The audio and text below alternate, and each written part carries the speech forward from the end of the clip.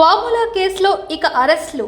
Formula ఈ race వ్యవహారంలో ఇప్పటి వరకు ఎలాంటి అరెస్టులు చేయలేదు. కానీ గురువారం ఐఏఎస్ అధికారి అరవింద్ కుమార్ను ప్రశ్నించిన తర్వాత దర్యాప్తు అధికారులు అరెస్టులపై నిర్ణయం తీసుకునే అవకాశాలు కనిపిస్తూ ఉన్నాయి.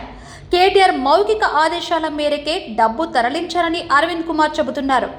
ఇలాంటి నిబంధనలు పాటించలేదని ఆయన అంగీకరిస్తున్నారు. ఆయన ఈ సమయంలో కేటీఆర్కు మద్దతుగా మాట్లాడే అవకాశాలు కనిపించడం లేదు. 2 రోజుల కిందట కూడా ఆయనపై ఓ కేసు నమోదైంది. అరవింద్ కుమార్ను ప్రశ్నించడం ఇది 4వసారి. లాంఛనమేనని భావిస్తున్నారు. కేటీఆర్ను గతంలో ప్రశ్నించారు. ఆ సమయంలో ఆయన చెప్పిన వివరాలతో అరవింద్ కుమార్ను ప్రశ్నించే అవకాశాలు ఉన్నాయి. ఆ వివరాల్లో తేడా ఉంటే తదుపరి చర్యలు తీసుకోనున్నారు. అరవింద్ కుమార్ విచారణ తర్వాత కేటీఆర్ను కూడా విచారణకు పిలిచే అవకాశాలు ఉన్నాయి. ఎప్పుడు విచారణకు పిలిచినా అరెస్టు చేస్తారని కేటీఆర్ కూడా అనుకుంటున్నారు. ఏం పీకలేరని, మహా అయితే ఓ 15 రోజులు జైల్లో పెట్టగలరని కేటీఆర్ లైట్ తీసుకుంటున్నారు. ఈ క్రమంలో కేటీఆర్ను అరెస్ట్ చేస్తారా లేదా అన్న దానిపై సస్పెన్స్ కొనసాగుతుంది.